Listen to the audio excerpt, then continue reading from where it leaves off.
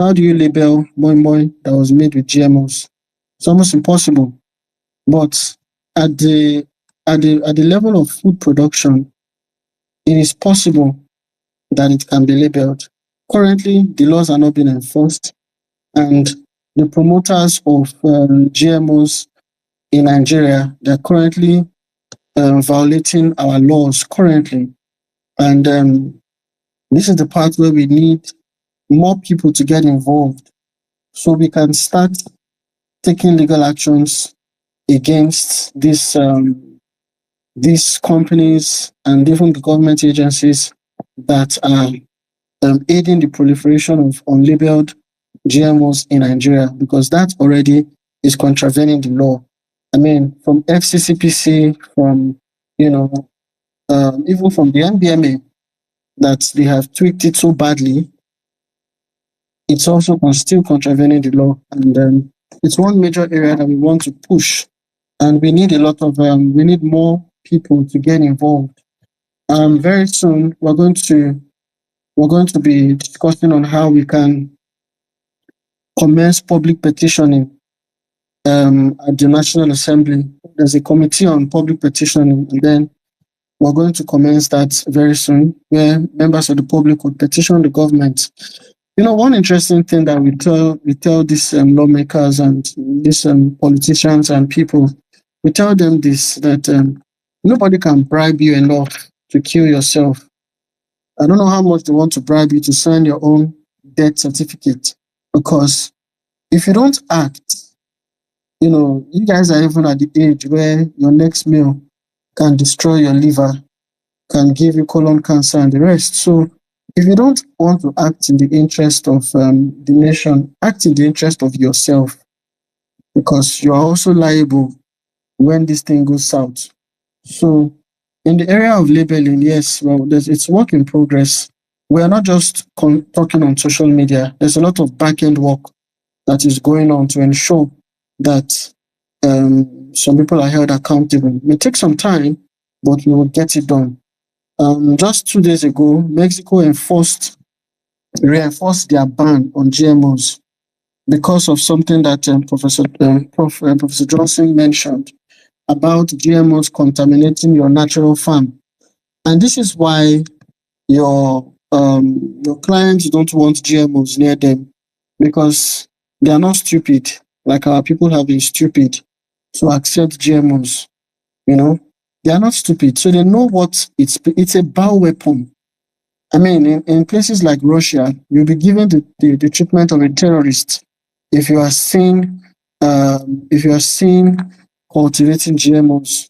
So, and one of the reasons why in many countries, especially if you want to export, like in Nigeria, since 2015 in Nigeria, beans, cowpea has been banned. We can't export our beans because of the high level of toxic chemicals in the beans. And the foreign community don't even want to. A lot of our foods, cash crops, are finding it difficult being on the international market because of high levels of toxicity. And if you're if you're doing GMO farming, there is no way you will not use a lot of pesticide. And when you use these pesticides, the plants are vascular in nature. They have veins. They translocate. They take the thing in, the pesticides from the soil, and it's inside the plant. And of course, so your customers are right if they say they don't want GMOs, because they are concerned about their health, the long-term effect on the health, organ failure, and the rest of it. So you said if you want to know the dangers of GMO, the health dangers, there's so many of them. I can't go into all of them. Maybe you can just, follow some of us and you would see we have posts on them. There are articles on West African Weekly that you can go. And I think that all of us should be avid seekers of knowledge, and we should seek knowledge in the right place. We can't always distill all the information at this time. It's quite a lot. But of course, I would not fail to mention that they cause cancer. And there are so many cancer cases right now that are tied to GMOs. Then Professor Tatfang is back I would love him to answer the question on his research on how we can identify GMOs in Nigeria, because I'm very aware of some projects he's currently working on in this regard. Prof, if you want to speak, please, lower left, just click the mic button, then you would see mic is on, and then you can begin to speak. So thank you, sir. So I think you can go now, sir. Thank you. Right. Thank you very much, Dr. Shegun, and the host. I really want to also appreciate all the listeners, who are part of this discussion this evening. Professor Apere, good evening, sir. And the last time we met was in Abuja, at the public hearing. You have beautifully highlighted, the historical background, of GMO and the regulation as far as Nigeria is concerned. Before I go straight to answer Dr. Shegun's question, from my own perspective, I refer to the science of GMO as the ungodly science. It is the ungodly science simply because for those of us who have been watching nature, God created nature with some level of orderliness. And it's not by mistake that God did not or does not allow interspecies transfer of genetic materials. Meaning what? For those of us who may not be scientists, there is a molecule around which GMO revolves around, which we call the DNA. So, and as we relate it to the crop, it has to do with the transfer of the genetic material from an unrelated organism to the plant. So when we hear of the BT beans or BT cowpea, BT stands for Bacillus thuringiensis. And Bacillus thuringiensis is a microorganism that is known to produce a toxin that kills insects.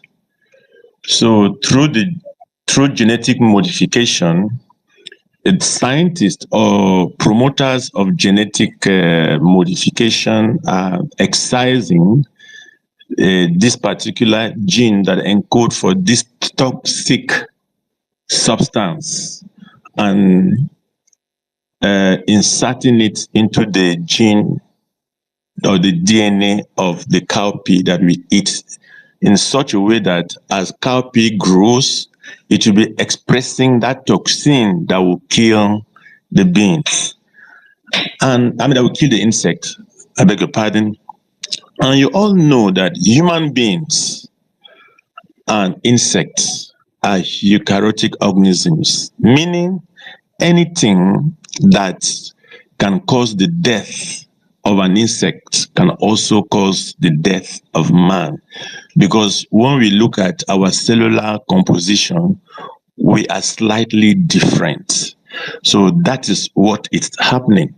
So GMO enables the transfer of genetic materials from organisms that are not related, which naturally God does not permit. Actually, the French language has a better way of calling GMO. They call it le forçage génétique. That means using force to insert a substance in a plant that naturally it will accept. And we know that in nature, God doesn't permit that. Even when we want to take an organ from related organisms, we do what we call a test of compatibility. Because if you remove a kidney from two individuals, even though they're in the same species, if they are not compatible, one will reject it.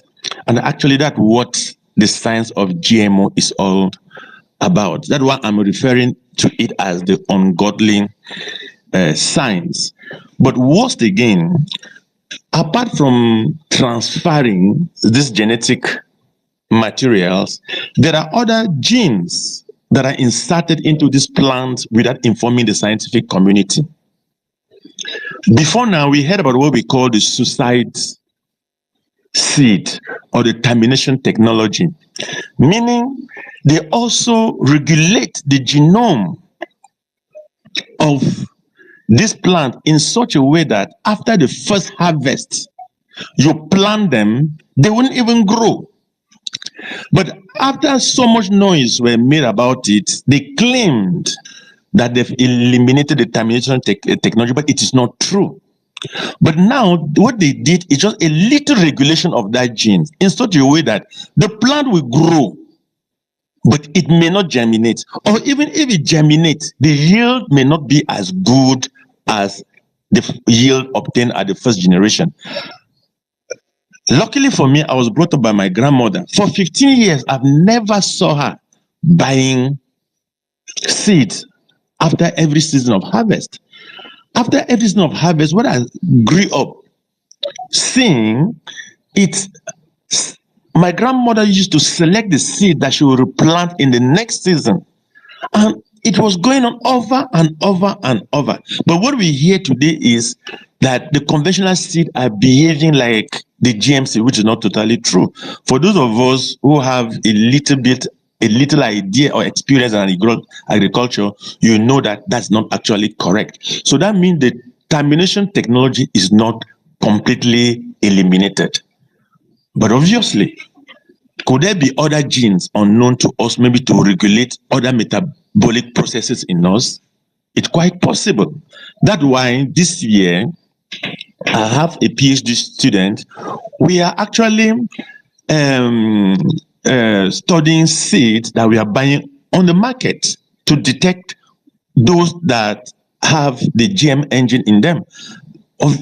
I'm happy to inform us that last week we were able to pick one just by going to the market and buying. That was from beans. But when we asked the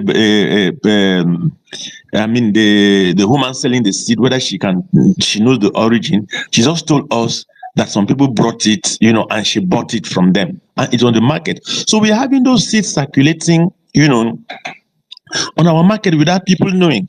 And the greatest deception again in those seeds is that they make them look like the conventional seed so that we cannot tell the difference. If you believe a product that you are producing is better than the other, why can't you make it? Actually, for commercial purposes, it's better to create a distinguishing feature. But why are they all the time ensuring that the genetically modified seed look like the conventional? Because they don't want people to know. For those of us,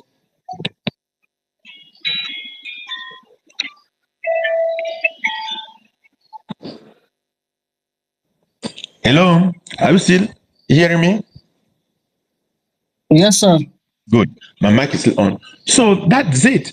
So they're hiding the identity of this GMC to deceive the masses.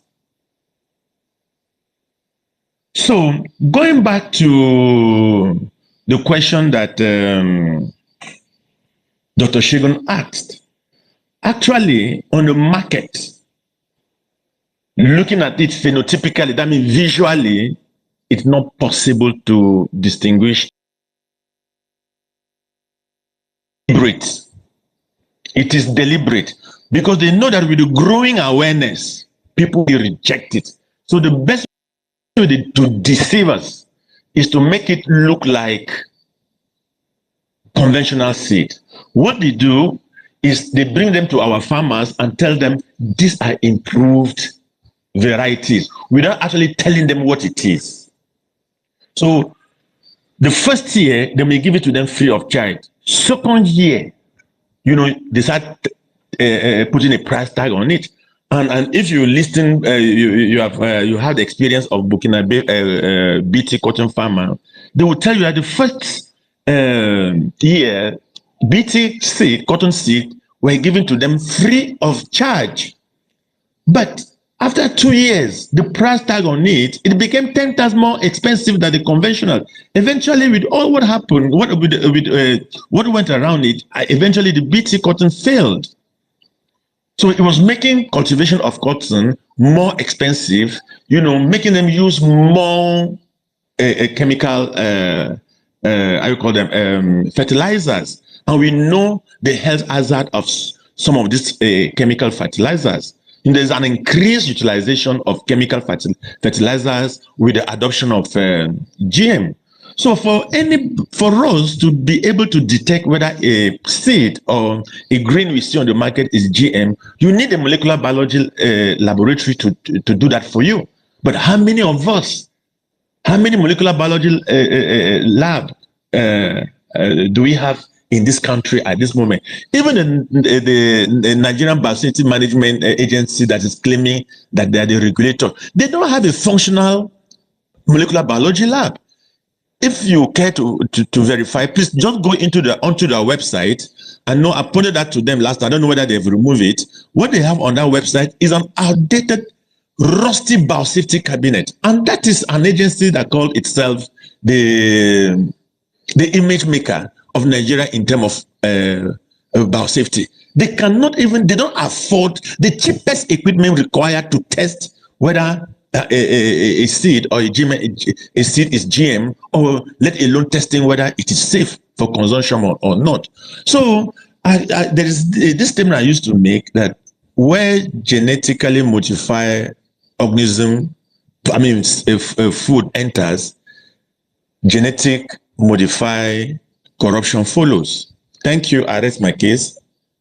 Dr. Shegun, I think you can take over from me from there, if you were listening to me. Yes, we were listening. Thank you so much, sir. Yeah, you can go ahead. Go ahead. Okay. Yeah, I just wanted. Yeah, thank you very much, sir, for that very wonderful submission. And I should also strengthen what you said about the GMO cotton. Yeah. So what they do is that they start by introducing GMO cotton, because they call it's a non-consumable. So people let their guards down, and then you relax your guard when you see it's GMO cotton is a non-consumable, and then from there they move on like they did in Nigeria. And GMO cotton was introduced in Nigeria in 2016, and last year, I'm trying to bring that article up. The Cotton Farmers Association of Nigeria, what happened in Burkina Faso has happened in Nigeria too. The exact same thing. And I really want us all to read this report. They came on business day to make this. I just dropped a link to it in the chat section. You might want to look at it. And the cotton farmers in Nigeria, from their association. Now, I spoke to the president of this association personally, so it's beyond just a report here on the it's up now. So it's beyond the report. I spoke to him myself, and he said to me that, look, all the promises that were made they were all it's not what it is really. And in the report, you will see that they complain that their lands are now barren. The cotton farmers complained that their lands are now barren. You can see the link there. Nothing else grows. They can't even grow their natural seeds anymore, on the grounds there. They're having the emergence of super weeds on their farms. And the president told me that right now, to plant 1 acre of cotton, you will need almost 220,000 naira worth of seed. You're not talking about the agrochemicals yet. You're not talking about fertilizers. So 220,000, you will need, it's currently 55,000 naira per kg. So, and you need 4 kg to plant on an acre. So imagine a cotton farmer that is, maybe he has 5 hectares. Just think about how much he's going to spend for him to buy these seeds. And because the land is damaged, he cannot revert back to its natural seeds. So frustration sets in. And if you're with your phone, you can just open a Google tab and type cotton farmers suicide in India and see how several thousands of cotton farmers committed suicide because of this same tragic thing that happened in Burkina Faso, that has also happened here in Nigeria. And right here, just while you guys are talking to me, I have a hard copy document from OFAB, where OFAB promised heaven and earth that cotton was going to revive, GMO cotton was going to revive the textile industry in Nigeria. In that document, they said it will yield that it will increase Nigeria's GDP. Cotton farmers will have 24% increase in cotton, and of course, reduced pest damage of up to 50%, and so on and so forth. So this is where, again, I will call on some of us who are listening to this call. I think this is deceptive marketing because if you check the internet, OFAB, what I'm just reading to you that is in hard copy, OFAB has these documents on the internet. You will see them as press releases. Just search again on the internet, BT Cotton launch, OFAB, the entitled Gidado's name. You will see where they made all these promises on the internet. And years have come and gone, and our cotton farmers are reporting the opposite. So this is the time where we need to start getting the FCCPC or other regulatory bodies involved. This is deceptive marketing. These guys are lying to the people, lying to the public, and they would have damaged their farms before they realize what is going on. And I remember we had an event in Abuja once. We had what do you call it now? We had a summit, a symposium rather. And there was a man who came to the symposium and said that he has 5 acres of land where he planted GMOs. And here's what they would even do. They will promise to offtake your GMO. So you're not looking for the market. So when you plant it, they will come back and take it from you. And the guy was so excited. I mean, they gave him they showed him how to do it. And he did it. And he saved some of the seeds back that he was going to replant in the next planting season. And so after they took the harvest from him, they brought the seeds for the next planting season. And the guy said, no, don't bother. They already has seeds he's going to use. And they said, the seeds are not going to grow. And then he says, oh, well, that he's going to use it. He doesn't think it's sustainable for him to be spending millions buying seed every planting season. And the guy planted the thing like that, and he got nothing, absolutely nothing. And the soil was so damaged because when nothing was coming out, he had to start pouring a lot of chemicals in his farm, and the whole place is damaged. So he came to the symposium we had and was asking us, is there a way he can get his land back? So you're seeing not just a monopoly of seeds, you are seeing strategic takeover of farms. And you should also know that these seeds are patented. By that, it means that it's someone else's intellectual property. And if by open air pollination, that seed is found on an organic farm, the seed company has every right to sue that organic farmer. In other words, they are coming to sue you because you didn't buy seeds from them. And there is presence of our seed on your farm. So even if it was the wind that blew it to your farm, you will be sued and they will win the case because we have laws that have been proliferated, across Africa, and even some first world countries have those laws in place. For instance, in Brazil, you can look it up again. Farmers in Brazil cumulatively paid $7.7 billion to Monsanto because Monsanto seed was found on their farms and they didn't plant them.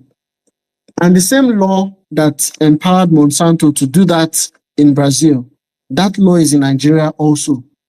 In Seed Variety Protection Act of 2021. It's quite recent, you know. So if we don't do something, men and brethren, we are in soup. And this is why we can't get tired of speaking. We just heard Professor Johnson, who's been on this for more than 30 years. And we invited him to this. He had to download X today. And against his wishes of being on X, he's here, driven by the passion to rescue this nation. So I think that we all have just begun on this journey. And this is a journey that we cannot lose.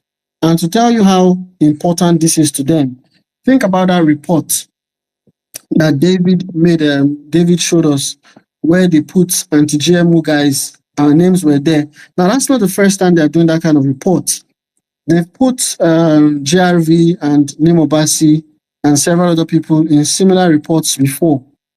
And now we are on the same, they're putting our names on the same report. Why so? Why are we so, why are we such a threat to them for just saying that we don't want GMOs and they're blacklisting us? That's to tell you that GMOs play a strategic role in in neo-colonization, because there's nobody that does not depend on that. You can't live without food. And the moment your food is in the pocket of another person, you're in soup. And this is where we need to continue the advocacy. You see all those people on Instagram that are doing Medu versus VDM, Sophia versus Burna Boy and co. They don't know what's up. And this is where we need to start externalizing this conversation to those guys. So let me just pass the mic back to our co-speakers, and then they can co-host. Let me just make one simple comment. Shagun, can you hear me? Yes, sir. Yes, sir. Go on, sir. Good. Just one simple comment. I would suggest to everybody on this platform to go to and Google the Cartagena Protocol. Google the Cartagena Protocol. It's on the internet. Download it and read it very, very carefully. Go to the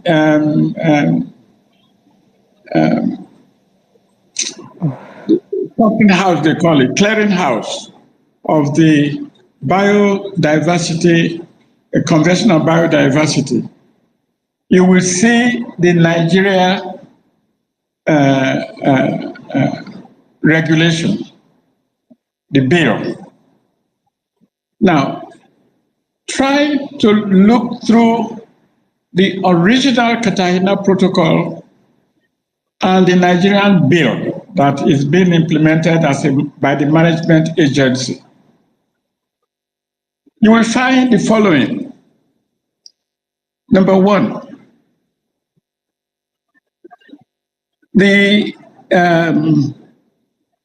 emphasis on liability and redress, which enables the individual to sue whoever produces a seed which ends up being detrimental either to his health or income level, does not exist in the Nigerian law.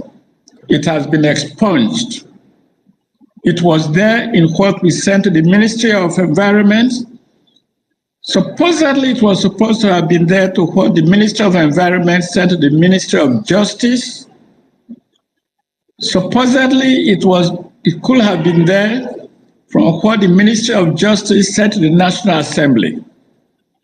But by the time the final bill came out, liability and redress has been expunged. So you cannot sue anybody for any damage that is done to anybody due to the consumption of GMO materials.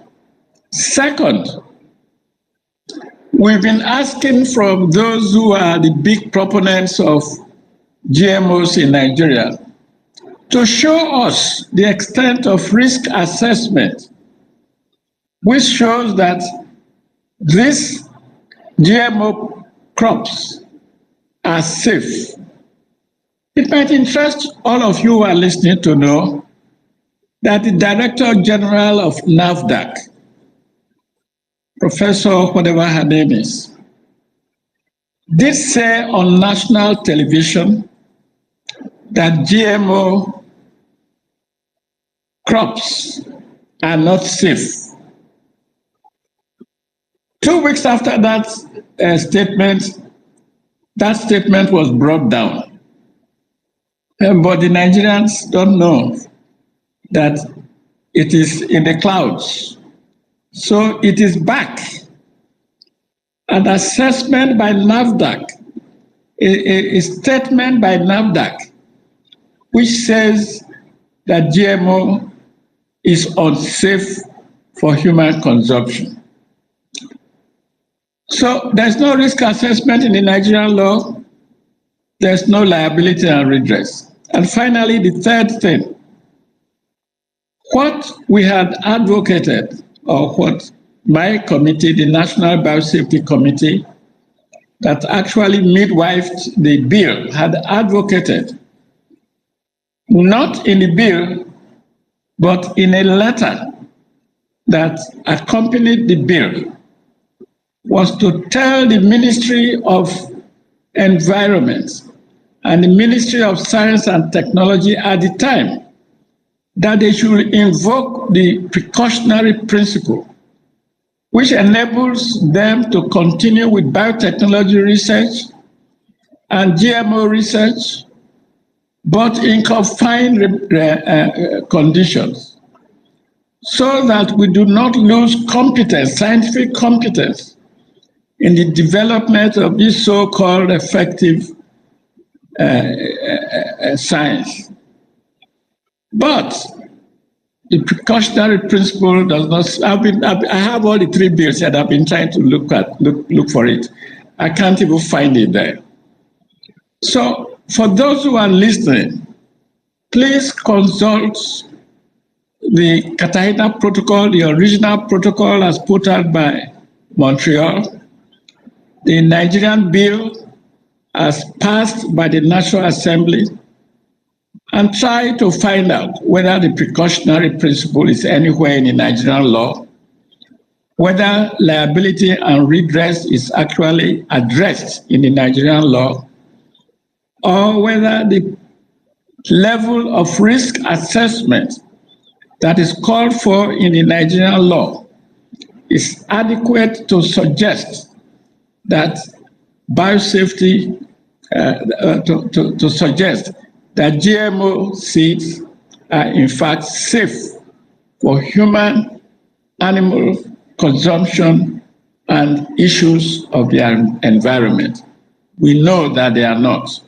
And for the individual from AO2 Agro, who said that their clients overseas do not want GMOs, it is essentially for the reason that these crops and these planting materials have been banned in those countries.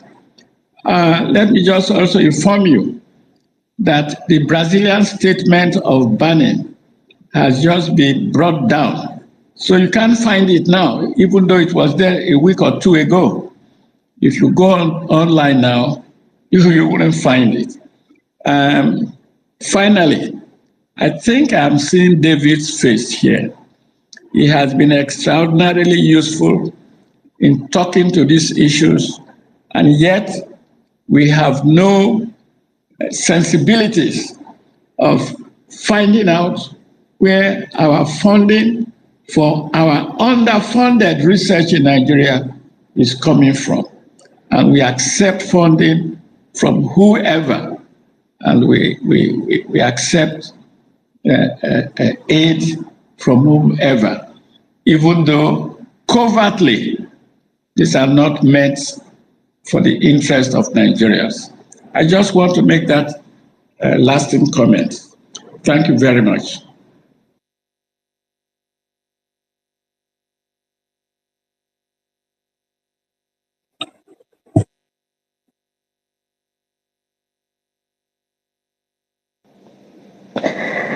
Okay, thank you very much, Prof, for that. Can anyone hear me?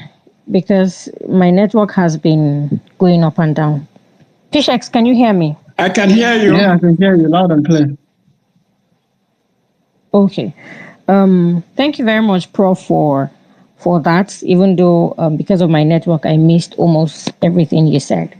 So we would like to move on. There are hands. I see some hands here, and I'm sure they have questions to ask. So Ugo Chinyelu, your hands has been off, but before you take the mic, I'd like to ask. I saw your comments where you said GMOs are good. Yeah, in your words, GMOs are not bad. GMOs is not dangerous, except they are particularly engineered to cause harm. Going by that, when you take the mic, I would like you to answer this question and then maybe ask your questions or your comment. If they are not dangerous, why is it that they are being banned in almost every country around the world? And you heard some of the harm they've done to a lot of farmlands and all of that in different countries, particularly the cotton farmers. I mean, so if they are not dangerous, why are they being banned? And then why do they have this negative effect on farmlands and also on people, of course? So, Ugo Chinyelu, you have the mic. After Ugo, we would take Lee Prince in that order, please. Thank you. You have 2 minutes. Yeah, 2 minutes. First of all, I want to say that as much as I'm kind of experienced with this GMO conversation and the technical aspect of it, because first of all, my first profession is biotechnology, right? And I hate it. I don't like it when people just come and, we start making blanket statements without being, specific. Of course, there are concerns around GMOs. There's nothing in this world that you can produce and there won't be concerns around them. What matters is how do we peer review their performances? Like I'm totally, completely in tandem. I'm in tone with some of the concerns the speakers here raised about policies guiding GMO productions. To combat all these issues around maybe crop resistance and development of super weeds and the rest of it. But coming here to make comment like BT corns are carcinogenic is a lie. There's absolutely no peer-reviewed research that supports that BT corns are carcinogenic. First of all, you have to understand how some of these things work. You have to understand them. My concern around GMO as an African man, as a Nigerian man, is what? Is about monopoly. Mostly about monopoly. And to a lesser extent, some of the disadvantages or probably health concerns that people have, probably like around allergies or any other things. If Nigeria is a competent society, with scientists who know their worth, who can band together and peer review research and look into what people are doing to establish if they are good or bad. I would tell you we should be concerned about making laws that regulate how we cultivate these GMOs. Bacillus, the BT corns produced by targeting the gene, the cry gene and the VIP genes in Bacillus thuringiensis is so specific. We all know that. Some of these guys who spoke here, who say they are professors, if we are telling ourselves the truth, if they are real professors and they are scientists, and they have really worked on these things, peer reviewed them, banded with real. Ugo Chinyelu. Ugo. Please don't be insolent. Ugo. I know They you call guys. I know themselves you guys. professors. What do you mean by that? I know you guys are going to get Oh, no, agitated. but don't use insulting language. I have been. There's no insulting You language. I'm just telling you said if they directly. call If you themselves guys work on these professors. things, no, You can't the use professor. those kind of language. Ugo Chinyeli, Yeah, Chinyelu rather. This they are is interrupting me. highly unacceptable. Okay, I take my word This is back. unacceptable. I take okay. These Just professors. like I'm sure you have put in a lot of effort into. I see your bio. You have MSc biotechnology and all of that. I am sure that you would not take it that someone comes to downplay what you do, and this is highly not acceptable. Not on this space, and I'm sure not anywhere else. Okay, can I? So I would like Can I you take my to word tender back? a proper apology. Can I take my I word would like back? you to tender a prop. Okay, let me go on, please. I would like you to tender Okay, a I proper apologize apology to if this prof. These that is are going to make far everything all way. right. I apologize for saying those people that call themselves those professors. I'm going to use the appropriate word to address them. They are professors in their field, in their discipline. Okay, I apologize for using that word. I chose the wrong word.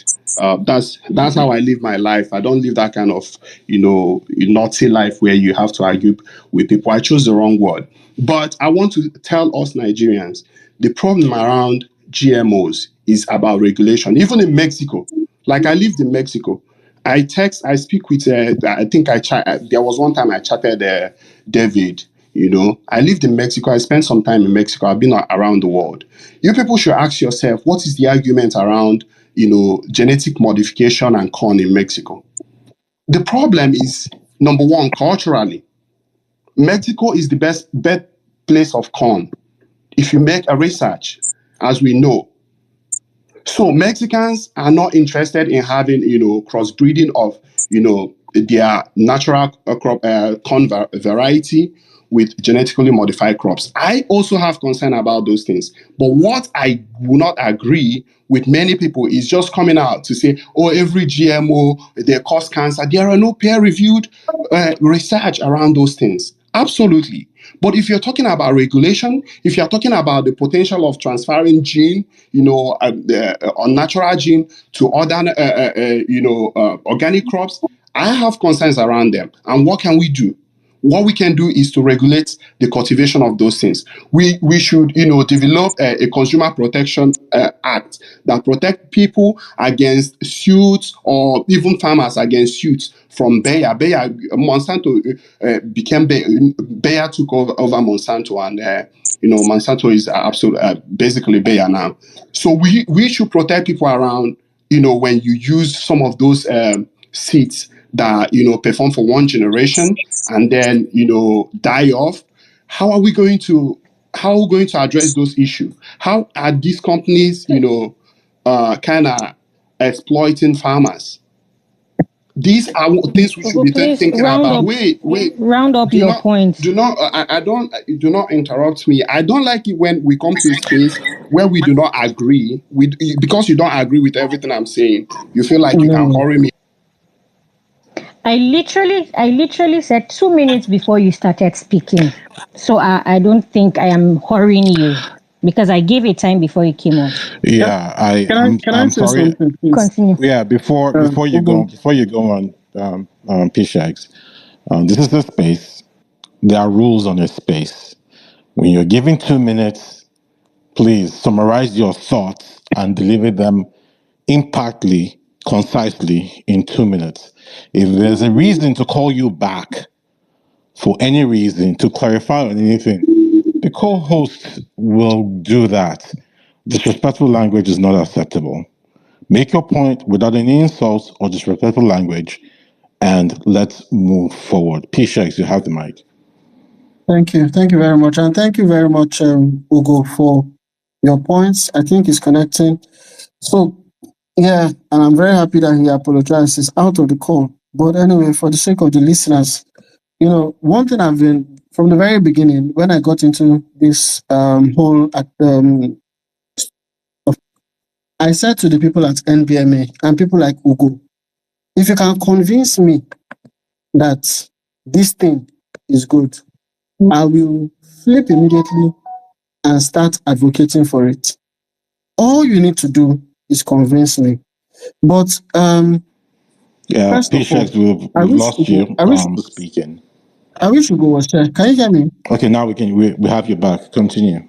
You stopped All right, cool. if Ugo could convince you that GMOs are good. Okay, yeah. If anybody can convince me, I've spoken to Rosgidado in person. I attend their events. I'm not just talking on social media. We meet each other. The NBMA DG, I sat with her. I attended their 7th Biosafety Conference, November 7th in Abuja. We drank tea from she ensured she shared her tea with me. So I'm not far from these people. And I said, I have only one assignment for you guys. Convince me that this thing is safe and I will advocate for it.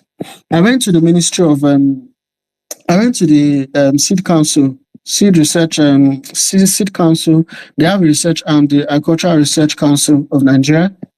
I met one of their top directors there, who is also he's a geneticist, and he studied this whole thing.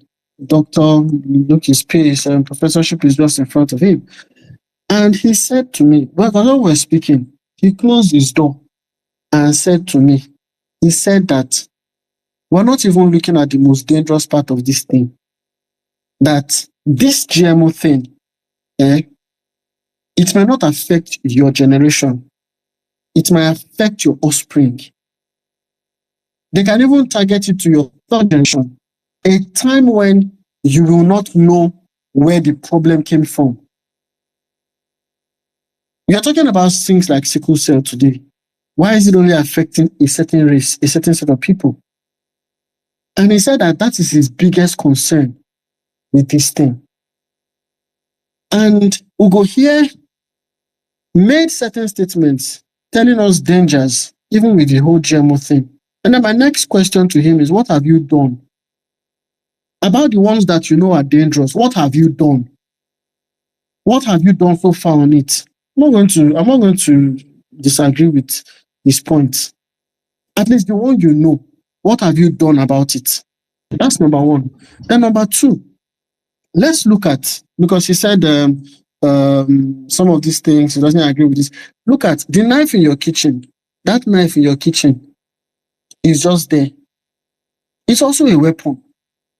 It depends on who is using it. What is the character of the person that is holding it?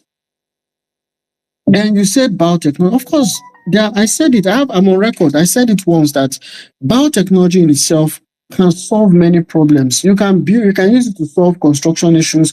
You can build stronger timber. You can do many things with it. Beneficial. But why are we bringing it to weaponize food?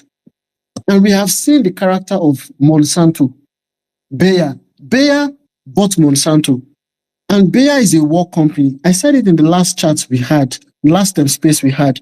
This is an organization that has been fighting they've been in existence since 1863. They fought in World War I and World War II. So you're dealing with warlords, and you want to put your food in the hand of warlords. These are the same people that are producing some of the dangerous vaccines that we're talking about even today.